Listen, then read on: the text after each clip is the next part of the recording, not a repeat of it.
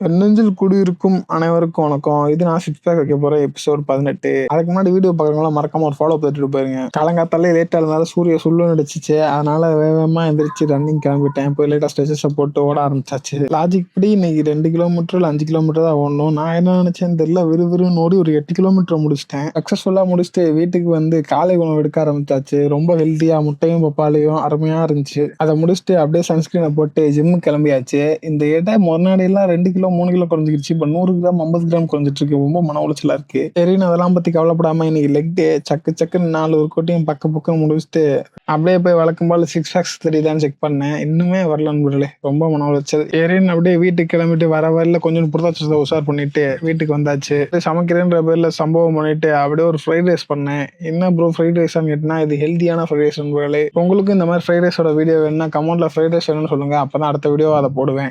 எது செஞ்சாலும் நல்லா இருக்கும். ஆனா இன்னைக்கு இது சூப்பரா இருந்துச்சு நண்பர்களே. அதை முடிச்சுட்டு அப்படியே ஒரு எடிட்டிங் வேலையை பார்த்துக்கிட்டே இருந்தேன். இன்னைக்கு நல்லா போச்சு. அப்படியே காயப்போட்ட துணியெல்லாம் எடுக்க போனேன். அருமையான மாலை பொழுது, சூரிய மறைவு அருமையா இருந்தது. அப்படியே எடுத்துட்டு வந்த துணியெல்லாம் மடிச்சு வச்சுட்டு அண்ணன் கடைக்கு சாப்பிட கிளம்பியாச்சு. அங்க போய் 2 இட்லியை சாப்பிட்டு ஞாயிறு கடைக்கு வந்தாச்சு. என்ன ப்ரோ இன்னைக்கு ஞாயிறு கடையா? சேட்டா கடை என்னாச்சுன்னா, சேட்டா கடையில பாலே இல்லை நண்பர்களே. இன்னைக்கு ரொம்ப மன உளைச்சலா இருக்கு. வழக்கம் போல பாலை குடிச்சு நானும் முடிச்சாச்சுன்னு சொல்லுவாங்க எதிர்பார்க்குறீங்க. அதுதான் இல்லை. இன்னைக்கு பாலை குடிச்சிட்டு India versus England semi-final match பார்க்க போனேன். அருமையா இருந்துச்சு. இப்போ அதிலே கிளம்பி வீட்டுக்கு வந்து ஃபோன்லேயே மேட்சை பார்த்து முடிச்சாச்சு. இந்தியா வெற்றி.